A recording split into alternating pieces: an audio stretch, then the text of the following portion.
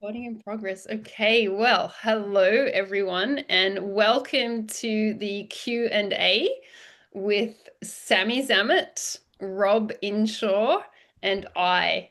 Rob is from Whippa Outdoors. Whippa and I collaborated on the Alpine AP 50 backpack, and that's been an amazing process, but I'm going to let Rob talk a little bit more about that.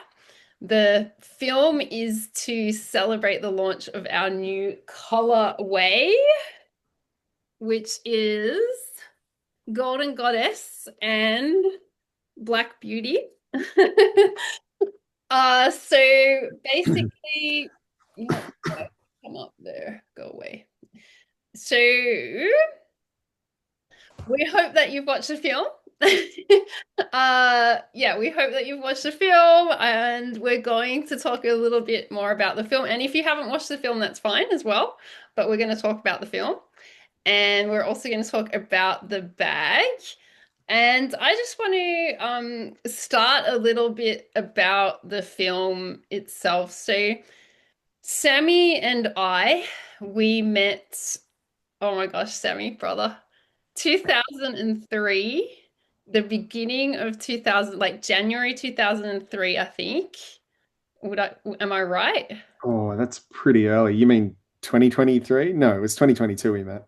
Oh, 2022. Yeah, good Yeah. point. Yeah.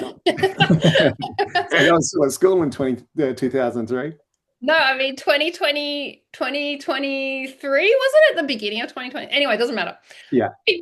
We met, and I had just kind of made the decision to do this project, the 14 Peaks Without Oxygen, and I really wanted a documentary. I didn't know how I was gonna make that work.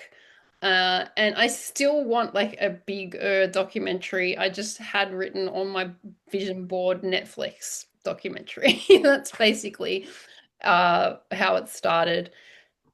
Sammy came into my life, and he's an adventure videographer.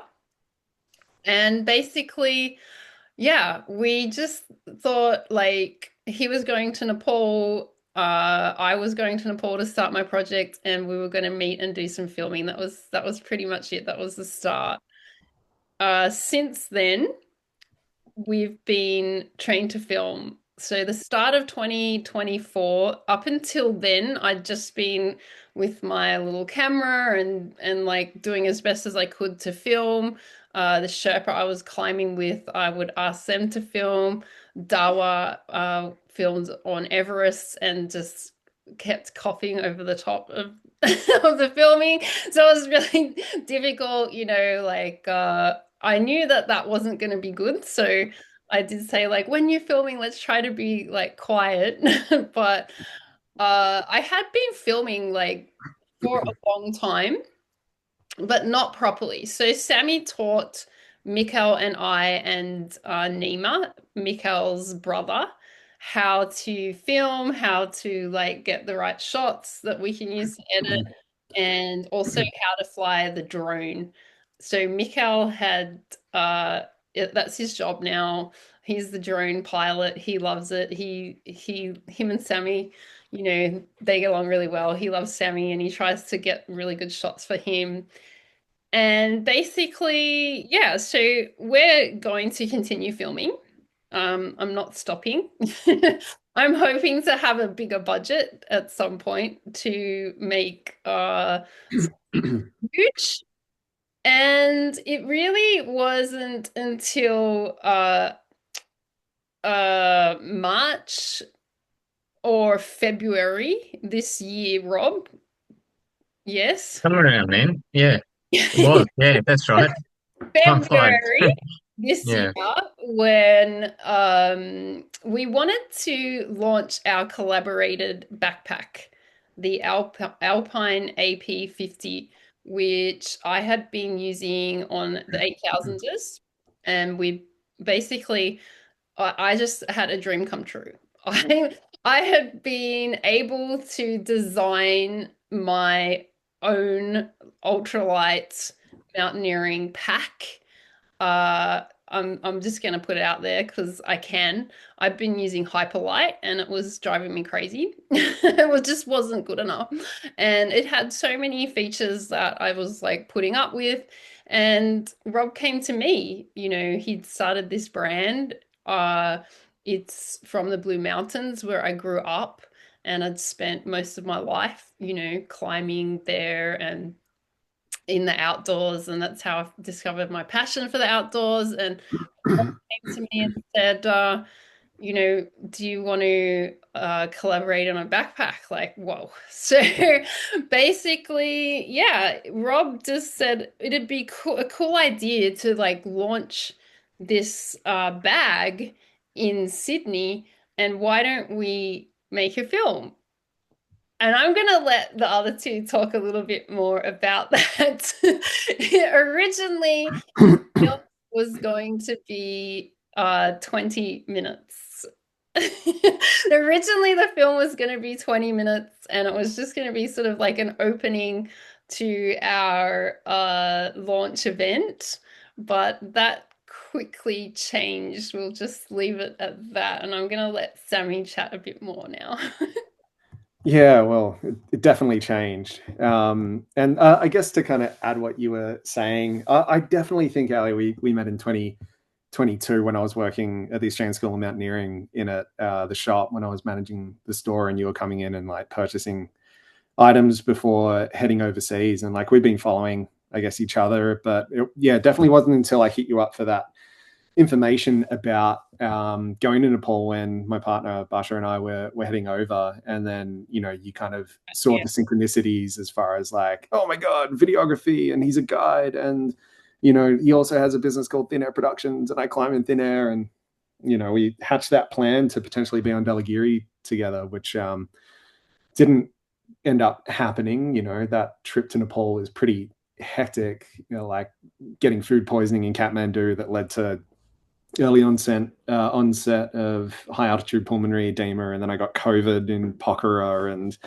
when we finally were ready to go into the mountains, a helicopter crashed to set up base camp at Belagiri because there was too much snow. So for those of you who watched the film, what we did end up doing was doing an acclimatization hike on Mardi Himal together. So the end footage is from there, which was pretty special. And yeah, since that time we've worked pretty closely together since 2022 now, with a couple of trips to Nepal, and super thankful for Rob coming on board, and you guys collaborating to make that pack. And with the launch came the subsequent proposal to develop Limitless Above the Clouds. And yeah, it was initially, the brief was a 20-minute film, and I think both of us realized very quickly that it was going to be impossible to tell your story about your project to date without the backstory, because so much of your backstory influences and continues to influence your project. And for me, like, I know your story intimately since 2022, but there were definitely gaps prior to that. And Allie did an amazing job bringing me up to speed in such a short period of time. I mean, for anyone who's done or had a dabble in filmmaking before or knows the process, like a 3.5 week turnaround to develop a film's not a lot of time. And what ended up being a 20-minute like limit ended up turning into 48 minutes because I remember that call, Sammy, when I called you and I said, Sammy, I think we should do it. yeah. And we've got about 3.5 weeks. What do you reckon? Oh god, I was like, I was like in To your my credit, you just said, "Yep, no worries," and then I think you then went and had a heart bit of attack a afterwards. meltdown and thought like, Yeah. how the hell is this going to happen? Like, but we started getting into it, and it was all just a process. And I guess there was a lot of trust in that process. And once Ali brought me up to speed, we developed a series of interview questions, and then I went down to Canberra and interviewed Ali. And 8 hours later, we had the content for the film. And we needed to put it in a narrative structure, and because we had a limited time, like Ali's like the hero's journey really sat well as a good format for Ali's story. And after that we were just kind of putting all the visuals to the narrative that we laid down. And I just went in a deep like editing hole for 2.5 weeks of 16-hour back-to-back days to develop the rough cut and then all the sound design and putting the score together and a really rough color grade. And to be honest, it kind of came together in the last 24 hours. I was like, holy crap, like we're actually going to have something to deliver here. So it might be a little rough around the edges, but I'm pretty proud of what we've been able to do and achieve in a short period of time. And it was a real honor to tell your story, Allie. Like, uh, to be, there's an interesting relationship that forms, with a person when you work on a project like this, because I felt like I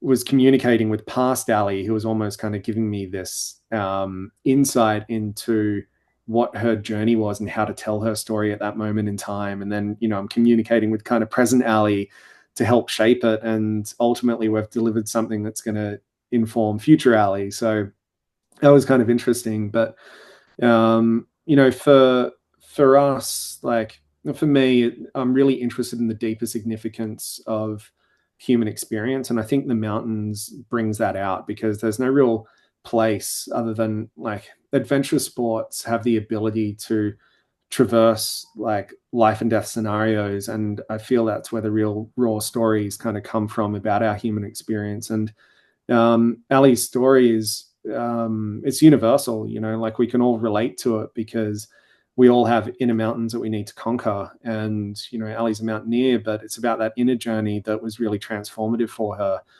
And, the point I was really trying to get across is that if you live with awareness, and if you live, with an understanding of these limiting narratives that you have, and you work on transforming them, then your potential in the outside world is really it's kind of limitless in what you can do and achieve. And we had a very privileged audience in Nepal with Mingya Rinpoche, who basically had stated that self-transformation is the most important thing that we can do as a collective to help change society for the better. And I felt that really resonated with Ali's story. So yeah, it was an incredible opportunity to bring it all together, and we hope that it inspires people to basically pursue the things that are really important to them. And the journey actually starts within. So it's been a real pleasure to bring it to life and to work with her so closely, and to work with you as well, Rob, and to share your kind of vision and to put this thing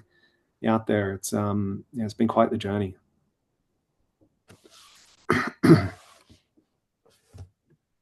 Yeah, for sure. And I think it's I guess just, and for those that don't know, so yeah, I'm the owner and founder of Whippa. And I guess my story started with Whippa. Well, actually, back in 2015, I purchased a small company called Summit Gear, which is an outdoor gear store, and but the reason I purchased them was because they made their own packs. And it was through that process I became aware of Allie, like because they're in the Blue Mountains, which is an hour and a half out of Sydney. Um, and Allie was a Blue Mountains guide, and had grown up in the Blue Mountains, and spent most of her life up there. And I guess you know, becoming part of that community, I got to learn about Allie. And I think I met Allie a couple of times when she'd come into the shop or just around in Katoomba at different places. Um, and yeah, and it was about the same time that Ali was talking about doing this project that I was launching a, a new brand of packs called Whippa. And Whippa is all about ultralight performance packs. And I got into that space because I needed a pack to climb the Matterhorn back in the time. And I was like, well, I have a company that, I was looking for a lightweight kind of performance pack. Um, and I was like, well, I own a company that makes packs, like just go make it and take the time. That was about the same time that I'd left my other job. So I had the time to focus on really what I wanted to focus, which was launching this brand of ultralight performance packs. And um, I I must have been some Instagram video, and I saw Ali climbing this mountain with this ultralight pack that came from a different country. I thought this is ridiculous. Like, here I am, a company that in the same location where Allie grew up, um, doing ultralight performance packs. We should be working together. And so I reached out to Allie, and it's one of the best decisions I made. And you know, she was very graceful and said absolutely she'd love to work with me. And basically, I said, there's an opportunity here to make an ultralight performance pack for high altitude mountaineering. That's really, I wanted to develop a pack like that. And we had our ideas, but certainly to be able to collaborate with someone like Ali to develop such a pack was really a dream come true. And so we worked together. We developed the first version. Ali went and tried it out. I think that was in Makalu, wasn't it? Was the first one? Yep. Yeah, and came back with a lot of feedback and a lot of changes. And the pack went through several iterations. Like it must have been three or maybe four or five actually iterations before we got to the final version of something that we really liked. But out of that came a whole lot of products and developments that we've launched across the whole brand of ultralight packs. And I think it was it's really I guess the sort of project that Ali is doing represents what we're trying to achieve as well in terms of I wanted to develop a company that was really about performance and pushing your limits and helping people experience that ultimate adventure. And I felt that that's working with someone like Ali to help develop a product like this is really I guess the essence of what we was all about. So that's the backstory. I guess the coming out of that, you'll see in the video a lot of video of Ali wearing the pack. But we when we were about to launch after we developed the pack, we were about to launch the pack, and that's when this whole idea of this film came out. And so it's been a pleasure working with Ali and Sammy to bring this to life. And yeah, it was super, super cool to be able to be part of helping Allie tell her story. And I think that's fantastic. And I guess as part of this, a little while ago, Ali came to me and said, like she's got some nice brand colors and her pack's starting to get a little worn. And so we decided we'd launch a limited edition of a pack that's in the brand colors that Ali had selected. So it's called Golden Goddess Black Beauty is the colorway, and essentially we're launching that pack here tonight. Awesome. Thank you, Rob. Golden Goddess Black. Well, you came up with the Black Beauty, and I came up with Goddess. Yeah, so basically, that's how the pack came to be in existence, and that's how the film came to be in existence. It was going to be a 20-minute film, which was to show like my project to date. But as Sammy said, he, having known me for that amount of time and having been to Nepal twice, he just couldn't do it. It was too difficult to to just share the project story without the backstory. And that's why he did those massive days, 16-hour days. He was like in the wormhole of the film, and it was absolutely epic. I was calling, like we did, produce it together. I mean, I wrote he kind of gave me a template and said, fill this in with the story. And I sort of wrote the story. Then Sammy came back and had questions, for the interview to get the dialogue. And then it transformed itself along the way. And yeah, Sammy almost got to hit burnout when I basically it was a few days before the launch and I said, here's 50 points to change at like 33 minutes and 22 seconds. Can you add in? So yeah, but it elevated it elevated the film.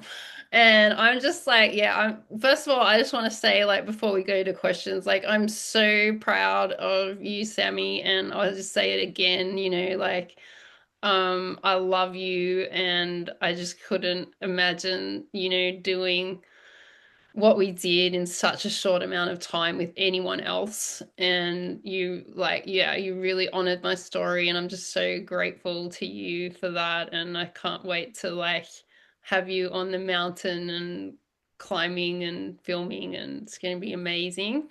Thank you, sister. Yeah, that means the world to me. Yeah, it's been an absolute pleasure. And yeah, and Rob, like, uh our collaboration, it just means so much to me because of growing up in the Blue Mountains, and Craig's family, who you bought the business off in the first place. Like, we went to school together, and you continued on that legacy. He still works in the business now, which is amazing. And just to support, like, yeah, not just support like a local company, but actually, I believe it's like the best mountaineering pack on the market, and I mean that like globally, you know. So it's just been so awesome to work with you on the pack. To have what we have now is just phenomenal. I absolutely love it. It's less than 1 kilo, and it has every single feature that I could ever imagine on a backpack. And it's comfortable, carrying a heavy weight. Yeah, it's amazing. So that's awesome. And just, yeah, what ended up happening with this film, Rob, like, just makes me want to cry. Like, you basically allowed this to be born into the world, and if it wasn't for you, we wouldn't have this documentary. And yeah, so thank you. Just, yeah, I really It's appreciate it's it's been a pleasure, Ellie. And I think it's funny because we talk a lot from time to time, and I correlate the struggles of you know launching a business and trying to the challenge that that possesses. And there's so many correlations with the struggles and the challenges that you go through when you do what you have to do. And I think that really helps us relate to each other. So it's been a pleasure. Yeah. Well, without further ado, if you have a question for either one of us, I hope that we can mix the questions up a little bit between the three of us. Please pop it in the chat. So um, pop your question in the chat, and we would love to answer them. Go for it. Right, when we get the first one, Ellie, I might start with a question for you because I do have one, and it's kind of relates to what we just spoke about. But clearly, if you've watched the film, you'll notice that Ellie you has made a lot of sacrifices, and whether they're personal or financial. And I guess my question is, for this project, has it been worth it? Yes. And I mean, we do have this in common, like you've already talked about. Like, we've both put our asses on the line for our passion, you know, um, and invested everything, as you know, like, financially, and uh our whole life. Like, you've invested your whole life into your business and into Whipper, and you have the same passion and drive, and yeah, and I've invested my entire life into this project. It I mean, I was thinking about this today. It's like it's the reason why I get up out of bed in the morning, and I have a morning routine, you know. I'm dedicated to my mindset, and the first thing I do in the morning is like I literally wake up and I visualize standing on the last summit without oxygen. So that's like what drives everything I do in my life, you know. So of course, like it's a journey, an inner journey, you know, it starts there, and there's no regrets. Like, yes, I've left my stable income, but it has made me, you know, it's made me grow and evolve as a person. So no regrets, but we have a question. Dave, if Yeah, you could just mute Dave iPhone 32, that would be awesome. got a couple of questions here, Ellie. So to make your life easier, I'll ask them for you. Um, so this one comes from well, I'll get the pronunciation wrong, but Bloklovich. So what is it that helps you push through the ceiling that fear can create to access something new about yourself or achieve the outcome you are seeking? My connection with spirit is the main reason why I can push through fear. That is it, basically. And when I sort of went through my uh spiritual journey, when I came through my divorce and all those series of midlife crisis like you saw in the movie, and I was questioning who I am, why I had to go to the mountain to fill this empty void within myself, and what the empty void was. You know, when I looked within, that's what I found. I found that connection to spirit. I used to have to go to the mountain to find it, but now I don't. I have it every day. So I don't feel fear so much because I feel I am doing what I'm meant to do, what my spirit is meant to do, and I just trust in that, if that makes sense. Yeah, cool.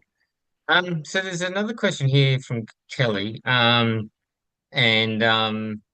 So she just still yet to watch the film, but I'll summarize. I'll maybe twist her question a little bit, but just a very quick summary of where you're at in the project, and maybe even then, what do you see as your next step?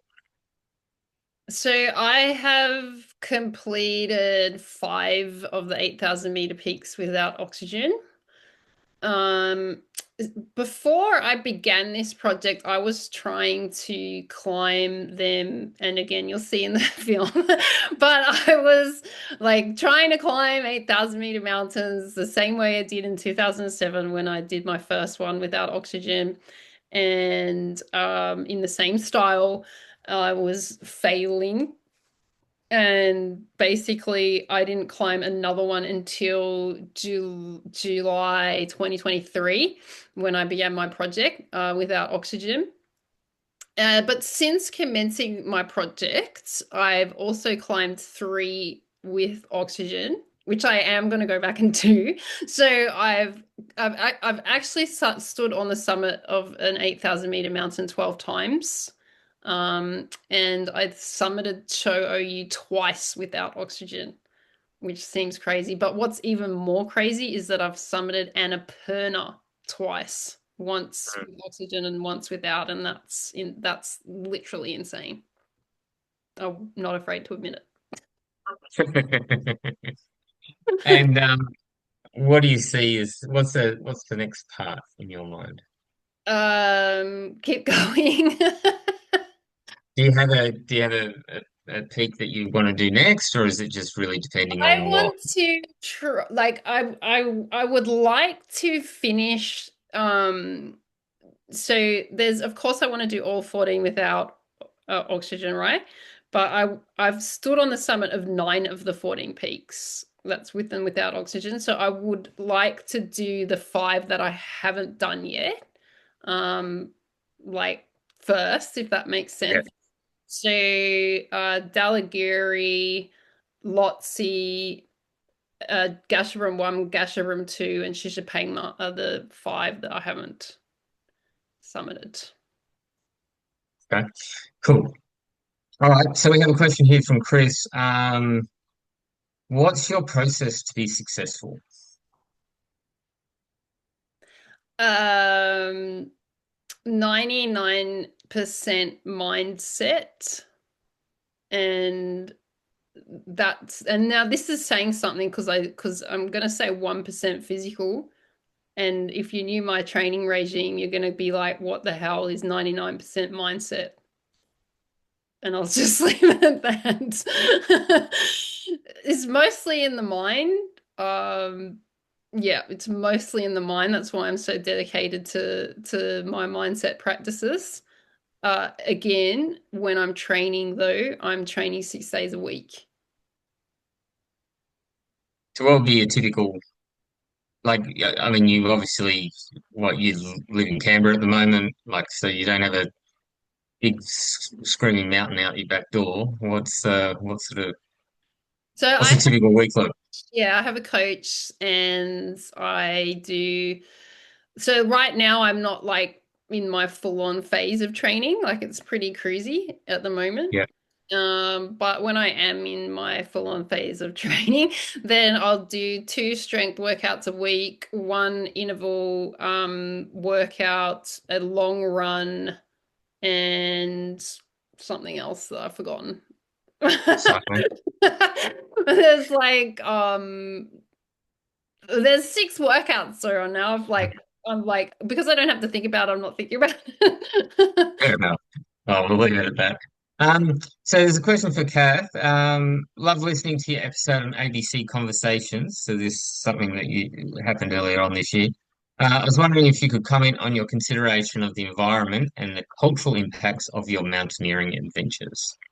Yeah, so I think like in terms of the environment, I'm always trying to do like I don't like to say do my best because I'm always doing my best, but my point is like I'm always trying to educate. It's difficult, in third world countries because the not gonna lie, the normal is for people just to throw rubbish on the ground, and it's like listening to foreigners telling them to not do that's pretty harsh when it's their country, if you know what I'm saying. So, um, just trying to, yeah, like be a different example. Because I think people have this thing in mind that like, oh, the foreigners are the ones that are throwing the rubbish, and unfortunately, it's not that way. Okay. Of course, like if we're not there, there's not going to be rubbish. But if we're also not there, there isn't employment and there's no education and there's no medical, like opportunity, like so there's it's such a long conversation. I don't want to speak too much about that, but basically, yeah, like I'm doing my best to educate people, educate other guides as well, and like the company that I climb with, Seven Summits Treks, it's the biggest one in Nepal, so and Pakistan, to be honest. So through them, like we have a lot of initiatives, which is great, and they're really good at that stuff. So yeah. What was the other question? Sorry, I can't do double barrel questions. Oh, okay. That was the environmental side of it, I guess you just spoke about, and I guess the cultural impacts of your mountaineering adventures. Yeah, the cultural impacts, like it's I think in Nepal, like they thrive on tourism and they don't go well when there's not tourism. I can tell you that much. They're very worried at the moment because of what's just been going on, that people aren't going to come. And yeah, it's terrible for them because it's huge for them. In China, they don't care at all. Okay, they don't care at all if we could go there or not, and that really affects the people in Tibet because for the Tibetan people, it's their livelihood. But China just stops people going, and then they don't have the livelihood, which is pretty sad. Pakistan, they could have a lot more tourism there. They need it. The areas that we go to, there are so many people that want work, like so many porters. There are like they're always messaging me, "Are you coming?" Um, there are so many people that want work there, and it just doesn't have the infrastructure for tourism. So I have been working a little bit with the government, trying to educate them about that stuff. That's the Pakistani government Yeah. or the Australian government. Yeah, okay. Pakistani. Cool. All Let's leave right, so we that have for someone else, not me. that's they're all for you. Like, I mean, you're That the is sent hero of the show. Sammy and Allie. That was. Um, so, well, this one, Sammy, you can jump in as well, for this one, but this is definitely for both of you, if not you, Ellie. So Martin, who's a young aspiring mountaineer, um, is asking where are some really great places to start. He's currently doing a mountaineering course in Victoria, but wants to get into some bigger mountains, and wondering if you guys had any recommendations for him. Awesome. Sammy, you can go. Well, starting where you are starting is a great place. I mean, those hard skills that you learn on, say, like rock climbing courses or, even like learn to lead rock climbing courses to trad climbing courses to an introductory mountaineering course, like they're excellent foundations. And it's really the bread and butter because once you have those skill sets in place, you can take them anywhere around the world. So it's great that you're doing a mountaineering course here. Um, I guess it kind of depends on what kind of mountaineering you'd like to get into, because, if you want to go and do technical mountaineering, then there's some amazing courses in both New Zealand and, if you go to Europe, you can do an incredible a technical mountaineering course in Chamonix, and that will just open you up to a whole world, like new world of alpine routes that you could go and climb.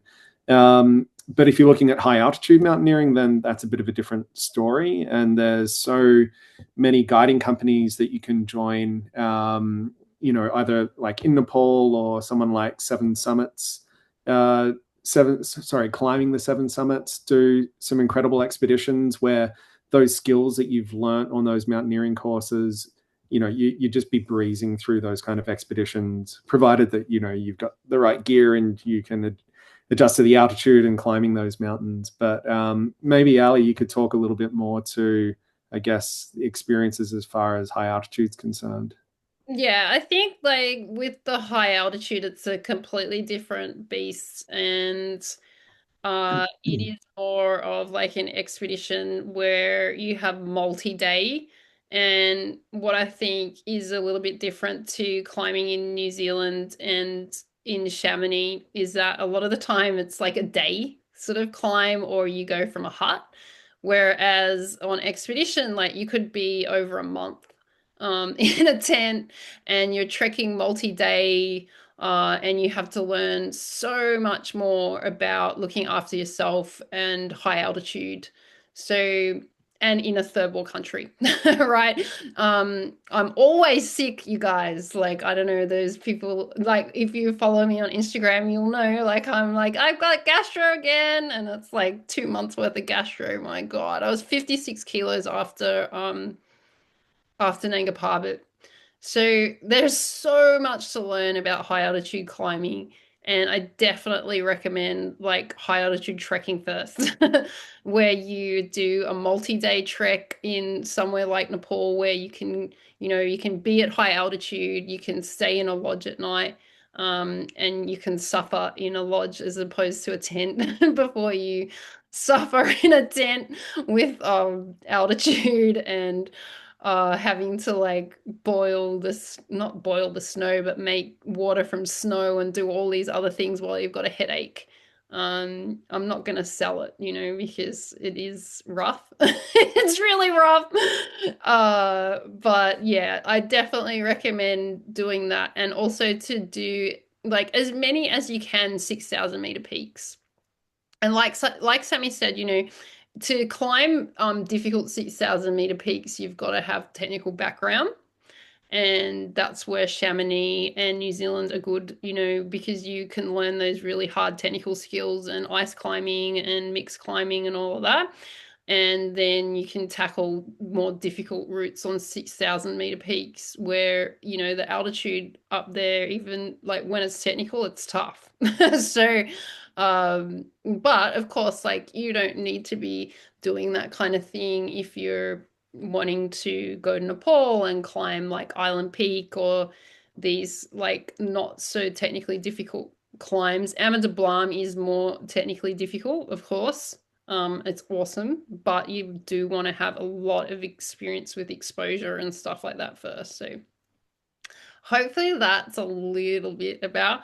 Yeah. Again, download my free Everest ebook, link in bio, and that's gonna give you a heap of stuff that you can read and get inspired about. Because I ask like 50 questions, like have you done a X amount of multi-day hikes? Have you camped in the snow for 30 nights? Have you done XYZ? And you'll go, no. And then you'll be like, sweet, I'm gonna go do that. Yeah, it's excellent. Excellent idea. A question from Resdale. Allie, what led to the decision not to use oxygen?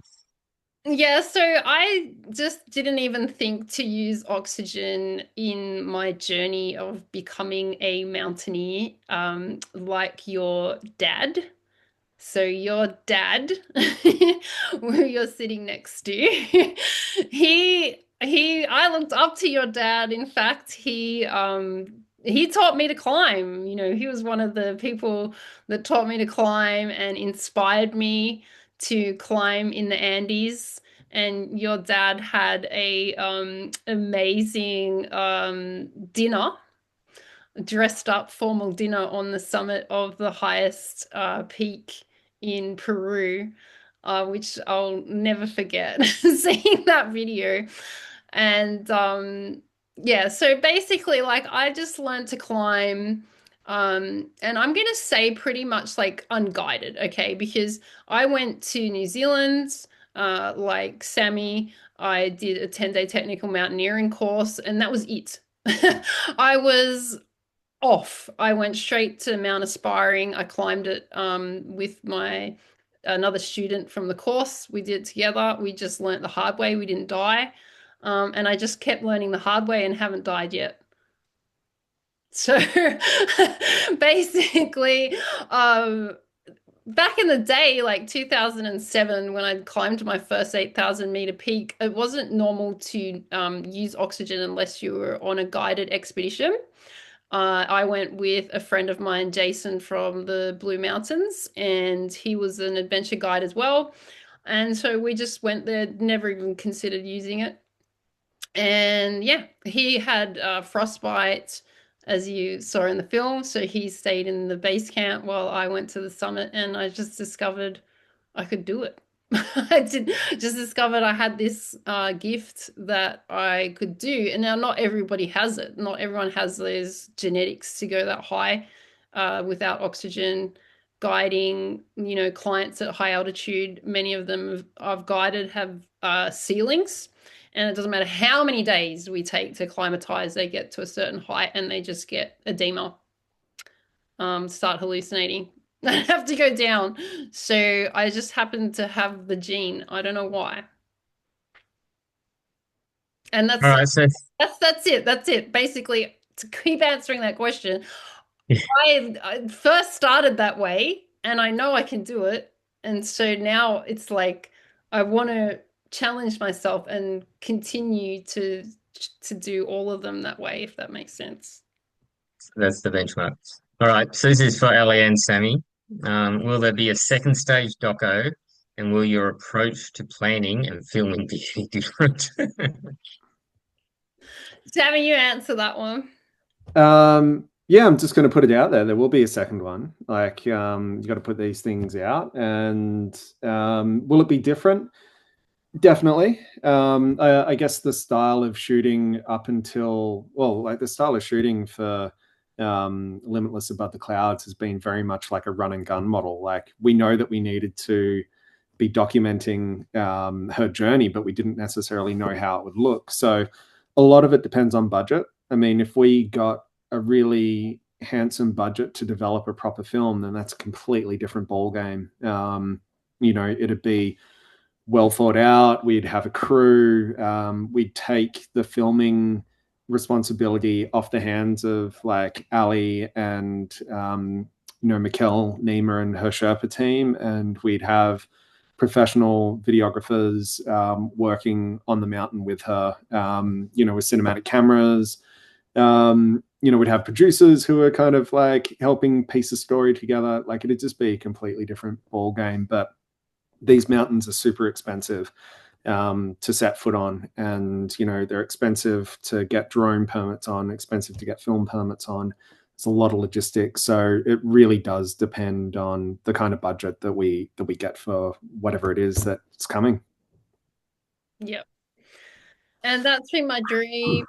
It's always been my dream since I basically committed to the project, is to have a film. It's been as important as the climbing. And yeah, we continue on, and we just hope that we find a way. We hope we find a way. We don't know the way yet. Yeah, we don't know the way yet, but we hope we find a way. All right, so there's a question for me, so I'll ask it to myself so everyone else knows what I'm answering. Um, Great to see an Australian company creating lightweight outdoor gear. Are your products available through the usual retail outlets? Is it difficult getting a foot in the door when there's so many overseas brands flooding the Australian market? So it's a great question, and I think to answer, well, I answer the first part first. So we manufacture, not only do we design in Australia, but we actually manufacture in Australia, and I mean, that presents opportunities, but also presents a lot of challenges. And one of the challenges is that the cost of manufacture is quite high compared to like Vietnam or China. And so I can't really afford to have another retailer in the mix. So I've been approached by the largest outdoor retailers in Australia, or some of them, to sell Whippa packs, and I've actually turned them down, um, is um, which is not like me, but it's definitely what I've done. Because for two reasons. One is the economics really work if we sell essentially the pack goes directly from factory to the end customer, which is what we're doing at the moment. Um, and so at the moment, people are buying them online, or they're coming to our only store in the Blue Mountains. Um, we're trying things like, buy it, and if there's something about it you don't love, then just return it. But in the end, a lot of people do want to touch and feel it. But I'm really wary about, um, yeah, I think it's important like, I don't want people to buy the packs because they're made in Australia. I want people to buy the packs because they think they're the best pack that they can get. Um, the fact that they're made in Australia and designed in Australia is just a nice added bonus or a cherry on the top, I think is how I look at it. Um, and, I am exploring opportunities like of potentially maybe trying a pop-up store in another capital city and seeing how that goes. And if the demand is there, then that's something I could replicate maybe around the country. Until then, it's either make a nice trip to the Blue Mountains. It's fantastic. There's lots of great things to see there. Or order one online, and we'll do everything we can to make sure that that pack's working well for you. And if there's any issues at all, then you can just return it. I guess the other thing is the advantage that we have is because we are local. If you go buy a Hyperlight and something goes wrong with it, then you're pretty much on your own, I think. And at the very best, it'll be throw the pack out and maybe get another one. Whereas we're very much back to the sustainability. Like we'll do everything we can to get it packed back out there. If you've managed to put a knife through it, or I don't know, melted part of it or something, we have the tools and the materials and the components here in Australia to help repair it and get back out there. Um, so that's part of what we do. So I guess we're trying to stay true to a different model as opposed to just the only way I could, if it, the only way I could get it to work with other retailers is to mass produce them overseas, and that I think would take away a bit of an essence of what we're about. So, um, yeah, online is the best way, and if you make a trip to Katoomba, then that's even better because I'd love to see you. All right, Last so question, and then we're gonna do prizes. all right, so it is a Sammy Alley one. Uh, so can you tell us a bit about the process of going from a long conversation with Allie to the final story you have shown in the film? Were there any interesting threads, themes that you were close to including but left on the editing room floor? A great question. Thanks, Ben. Well, I can pick that one up for you, Ben. Thanks for the question. Yeah, it's quite the process. And, Ali gave me 8 hours worth of interview content to go through. And um, in a way, like when you transcribe it, you know what to pick out because like the story kind of back to front and the content back to front. So there's really obvious things about her story that just have to be told, and that's the easy part, and you match it with the content that you have. There's certainly other elements in the film, like definitely some interesting threads and themes that we didn't include because we were trying to condense her story quite a lot, like and get as close to 20 minutes as we could. Um, but we intentionally left out a couple of key items from Allie's upbringing because we always thought that there was going to be a second iteration of her film. Um, and we felt that the narrative that we were able to pull together was quite strong as it was. And the other elements that we intentionally left out are going to add like a whole nother layer of complexity to Allie's story, which is going to be an interesting thing to look at, and almost like if we do end up making another film, like a really a core part of her story, wouldn't you say, Allie? Yeah. For sure. So yeah, to some, like it is quite the process bringing it together, and we did leave some things out, but yeah, we're excited to share them in the next one. I think like in my conversations podcast, Ben, if you haven't listened to that yet, the ABC one, I definitely what happened to my I've gone blacked out. I anyway, I'll just use this. I was gonna say I share more of my story in that, and yeah, I definitely would delve like more into my story when I was younger in a longer film because if you do listen to that podcast, like you'll understand like how intertwined that is with my mindset and my climbing. Um, yeah, and and it's hard, like definitely a harder story to tell, but it's important. It's an important story to tell, and I think it's also important to like have that in the whole 14 peaks, whatever it is that we do, whether we do, like we said, a 3-part series or we do a final film or whatever. Yeah, we want to save some background, some background for the final film or whatever we end up making, basically. All right. So thank you everyone for joining. And for those of you that are on the call, which is amazing, just we are recording this because it will be sent out to ticket holders later.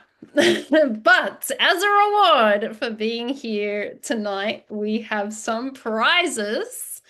And the first prize is an amazing prize. It is the Golden Goddess, valued at 600 and how much, Rob? 649. 649. It's a bargain.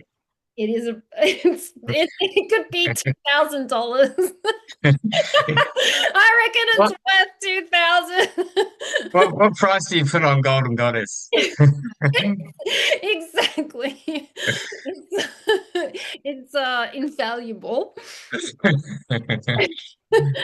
Okay, so she is going to be okay, what I'm going to do first, I'm just going to show, unless you want to write your name and email in the chat, which is completely fine, you can. I'm just going to put my email in the chat. Okay? Because if you don't want to write your name, like we'll write down the name of the winner anyway, and you can send your email to me. Okay?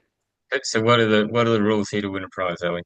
So the rules are you've got to get the question right, and you've Mhm. got to type it in the chat, and the first right answer wins the prize. So Okay. we all ready? So I apologize, people on phones versus keyboards. Yeah, get ready, get ready. Okay. It's for the pack. What is Whippa's motto? It's 3 words. Close. Close, Emily, close. Emily Not. said lighter, faster, better, and she's Oh, close. someone's got it. Uh, Ben. Ben. Ben's won the Ben got it. pack. Sorry, Emily, you're very close. Lighter, faster, better was close, but it's lighter, stronger, better. Whoa. Nice one, Ben. Dave was very close. Sorry, Dave. Gosh. Okay, Ben. You. So I've written your name Actually, down Stacey here. was too. Yeah. Well Congratulations. done. Hey, Ben, do you have your camera? Can you pop yourself on just for a second? Hello. Hey, Ben. Hey! Nice one, Ben. Hey. Thanks. That's Congratulations. awesome. Oh, congratulations, man. That's so cool. You'll have to send us an Instagram of when you photos and stuff of when you first use it. Yes. Yeah, definitely. It'll probably be Definitely. your first of many Whipper packs. The schemo one's next.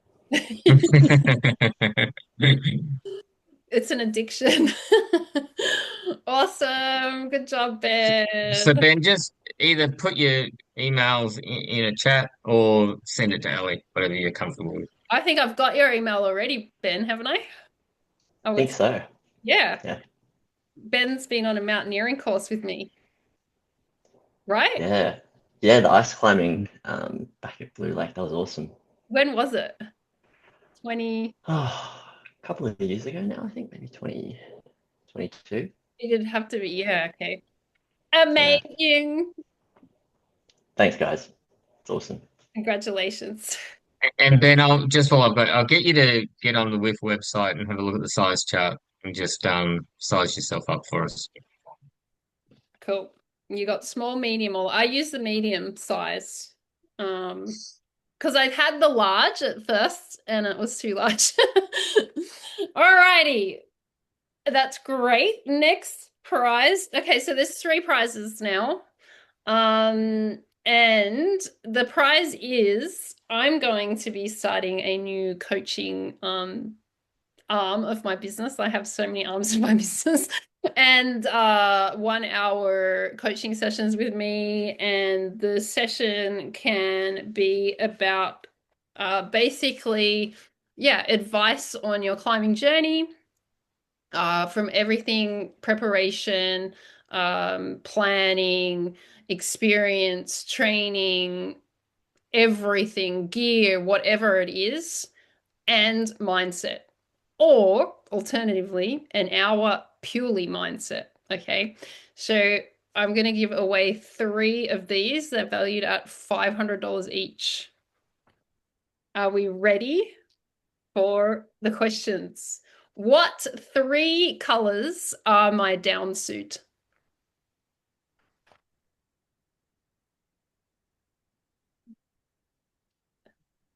Purple, red, blue. Oh, Stacey. No. Purple, white, black. Oh. Okay. We're getting there. Purple, white, blue. Yes. Well, okay, so that's Baklavich, is it? Purple, white, and blue. That's the first purple, white, and blue. Yes. Baklavich. Oh, so close twice, Emily. So Baklavich, email me. Okay. Allie at alliepepper.com. I've got your name written down. All right, next question. What is the name of the production company that helped produce the film? Thanks, Sarah. Sarah. Okay, thank you, Sarah. Thin Air. Thin Air. Is it? That's okay. Dave, you've got it. Right. So Dave, Mr. Dave, iPhone 32. Nice one, Dave. Dave, do you have a last name? Hammer. Oh, Okay. oh, yay. Awesome. It's my mate. Right. Yeah. Good job, Dave. All right. What's the name of my partner? And spell it right. Oh, oh my Oh. God, the spelling. Come on, guys, the spelling. You can do it. Yes, Stacy. Stacy. I love it. That's awesome. Good job. Y'all had his name, but you didn't have the spelling. So, Stacy, you've got it. Oh, I can't wait to spend an hour with you, Stacy. It's gonna be so much fun. I can't wait to hang out with you again. I even think I've got your email still. Okay, 1 year subscription to Vertical Life magazine. I pretty much write for every issue. Oh, this is a hard one. What year did I first, my pleasure. What year did I first go to Nepal? The very first time. Oh, Emily. I Well can't. done, Emily. Finally got one. What click was that? Oh my gosh. That is amazing. Okay, Vertical Life. Emily Scott. Okay, Emily, send me an email. I'm going to put my email again just in case y'all can't find it. And I will get you the subscription. We have 3 prizes left. And they are double passes to the climbing film tour, Australia and New Zealand, but I'm assuming most people here are in Australia. And the climbing film tour pretty much goes everywhere. The only place that you can't watch it is the Blue Mountains, they told me, because they're completely booked out. Sorry. Sorry, Emily. They're like, damn. Okay, so that one was too easy with this question. What brand of mountaineering boots do I wear?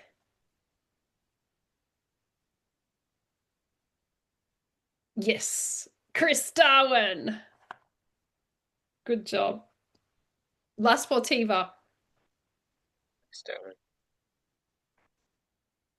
Rad. What brand of helmet?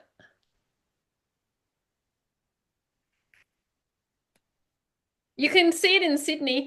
Pretzel. Dave, you spelled it wrong. I love it. Emily, you've won. You've won again. I love that. Petzl. Is it Emily and Scott, or is it Emily Scott? Just you, Emily Scott. Okay, cool. There's there's actually three ones in Sydney, just so you know. North Sydney, East Sydney, and Western Sydney or something. Okay, what else?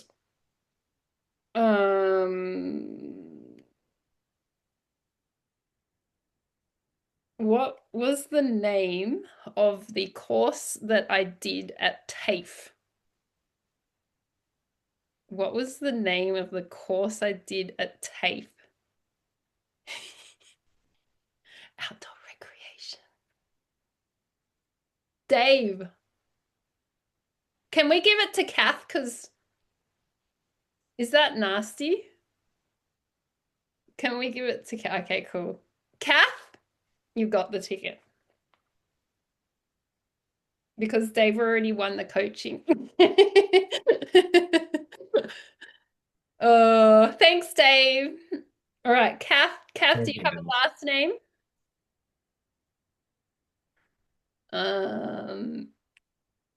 Kath Kilham. Perfect. Oh, awesome. Well, that was really fun. And that was really fun to have the questions and so fast the answers. It was awesome. Rob, would you like to say anything before we all finish up? No, just thanks everyone, and yeah, awesome. Sammy? Yeah, likewise. It's just been a real pleasure having you guys here and, to have the story out there in the world. And, we're really happy that you're amongst the first to be able to see it and experience it. So thanks for coming along. Yeah, thank you so much, you guys. Thank you for supporting the film and supporting us. And yeah, we really appreciate it. And yeah, if I'm just gonna stop recording